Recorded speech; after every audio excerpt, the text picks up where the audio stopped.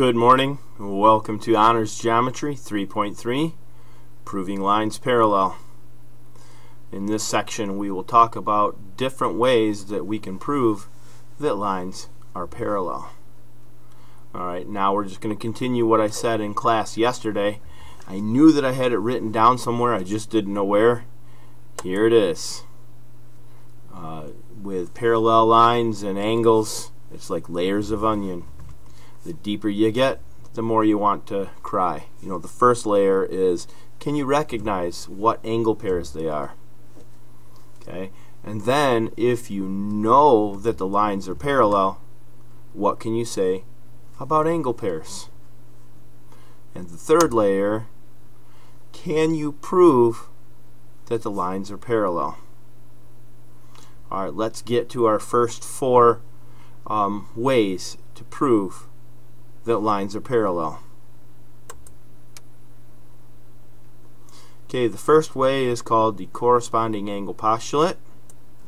It says that if two lines are cut by a transversal such that the corresponding angles are congruent,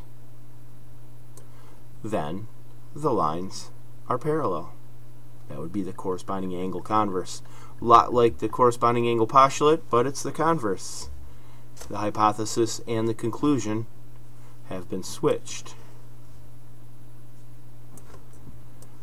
The second method is the alternate interior angle converse. It says if two lines are cut by a transversal such that the alternate interior angles are congruent, then the lines are parallel. Yes, there's a lot of repetition here. That's why I have done what I've done with just moving things around. The next third way is the alternate exterior angle converse. It says if two lines cut by a transversal such that the alternate exterior angles are congruent, then the lines are parallel. And the last one, of course, the consecutive interior angles converse. It says that if two lines are cut by a transversal such that the consecutive interior angles are supplementary, then the lines are parallel. Four different ways of getting lines parallel. We're going to learn a fifth way now, and then I think next section we'll find a sixth way to get lines parallel. So let's go ahead and move on to the fifth way, and if you need to replay or pause this at any time, you know what to do. Let's move on. Proving lines are parallel. If two lines are parallel to the same line, they're parallel to each other. And this one does actually have a special name to it, although if you just want to remember what the words say, that's fine too. But it has to do with one of the properties that we learned earlier, and I'll just go ahead and show it to you right now. The transitive property of parallel lines. Two lines parallel the same line, they're parallel to each other, kind of goes across. Alright, let's have some fun.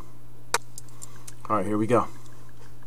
You're looking at line R, line S, cut by transversal Q. I'm going to mess around with these angle measures over here, and then we'll see if we can get the lines parallel and the reason that we can get them parallel. Alright, we'll put a 40 there and a 40 there. Okay, can we show that R is parallel to S?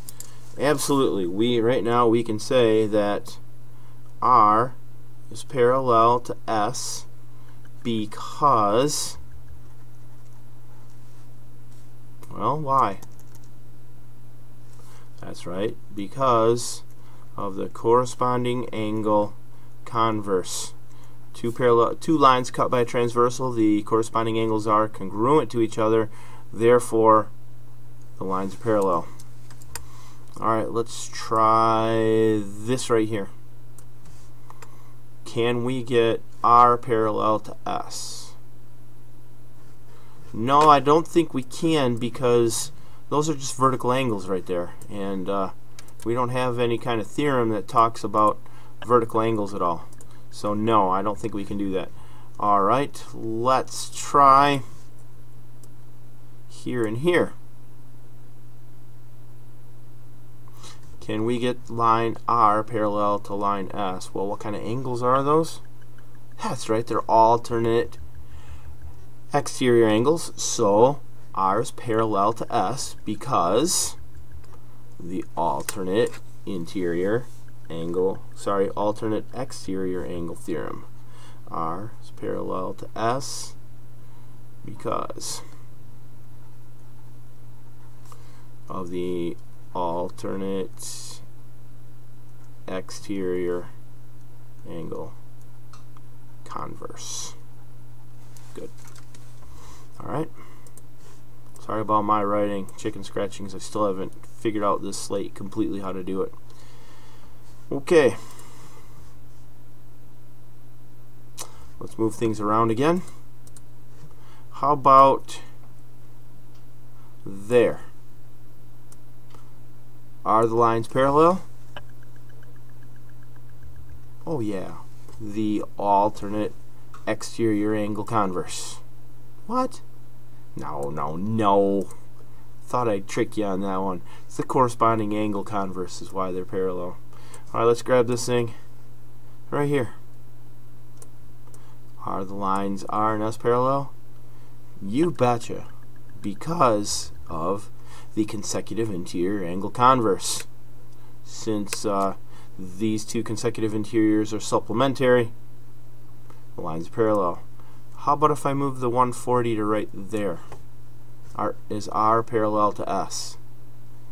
No, this just shows a linear pair, and that's obviously supposed to be supplementary, but that doesn't have anything to do with S at all. That's only on the R line, so that doesn't help us at all.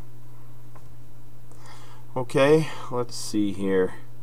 How about if I do this down here? Well, first you would use the vertical angle theorem and say that angle is congruent. These two angles are congruent to each other, so they're both 140.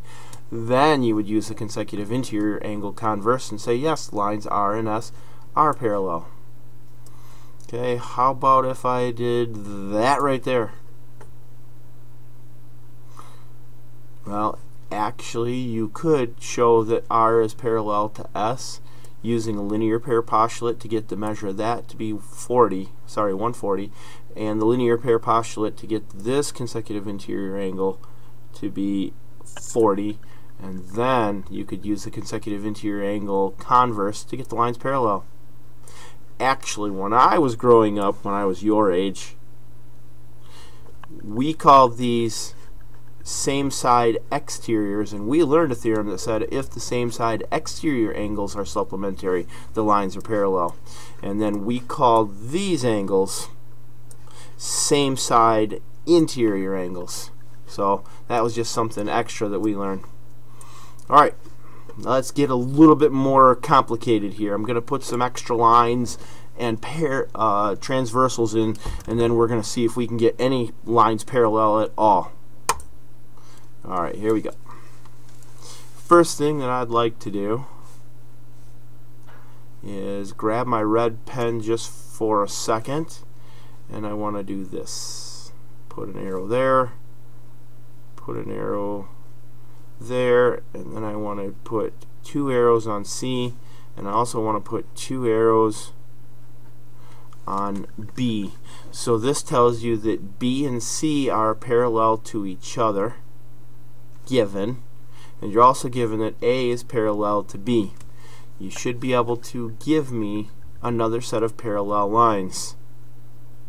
Yes, that's correct.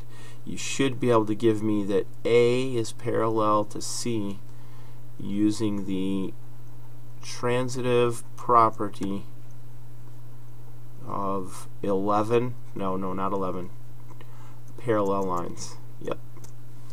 2 lines, A and C, are both parallel to the same line B, therefore they must be parallel to each other. Alright, I had to show that transitive property of parallel lines at least once. Come on, you guys. Alright, let's see if I can trick you. Here we go. Hold on. I don't want that stupid eraser icon working. Let's try it again. There we go. You're given that this angle is congruent to that angle. Can you get any lines parallel? Okay.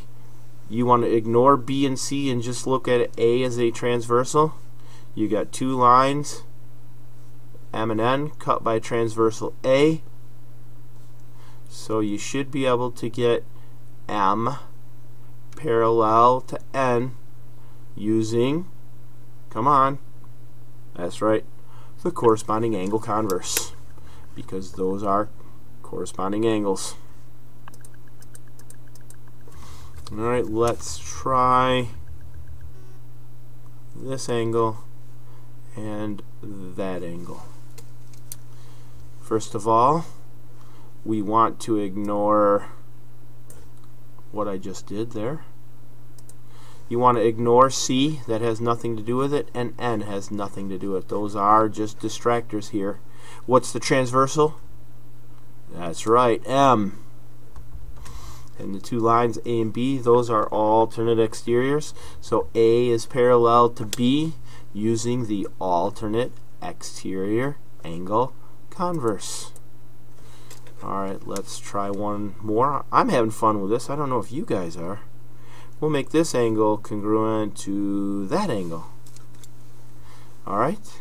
Which two lines are we going to ignore now? Well, B is not involved in either of those angles, and neither is M. So we would like to try to ignore those in our head. And we're looking at lines A, C, and N. N is the angle that hits both. The line that hits both. That's the transversal. So what kind of angles are these if we're looking at just A, C, and N? Again, those are alternate exteriors. So A is parallel to C using the alternate exterior angle converse. And then we'll try this angle here and this angle here. Those two angles are supplementary to each other. Okay, what transversals or lines can we skip or ignore? We can ignore C. We could ignore A. So that would be B being the transversal, and these two lines, you were told that these two angles are supplementary, and if you tilt that just a little bit, like I told you in class I like to do, so that those lines that you're looking at, the ones that you're seeing if they're parallel, are horizontal. These would be consecutive interiors. So in this case, you have M parallel to N using the consecutive interior angle converse. Alright, this will conclude Lesson 3.3 in Honors Geometry, dealing with proving lines are parallel. Thank you. Have a good weekend. I'll see you on Monday.